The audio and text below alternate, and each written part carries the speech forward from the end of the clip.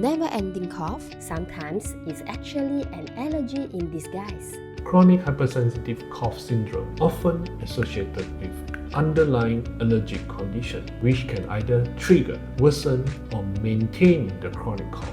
Common allergic conditions linked to CHCS are allergy rhinitis, cough variant asthma, eczema, food allergies. Identify and avoid allergens in terms of environmental control and elimination diets. Antihistamine, either oral or intranasal, for patients with predominant nasal symptoms. Intranasal corticosteroid for rhinitis or post-nasal drip. Montelukast, and last but not least, inhaled corticosteroid. In summary, allergic disease are a key factor in many children with chronic hypersensitivity cough syndrome. Identifying and treating the allergic component is often essential for long-term cough resolution.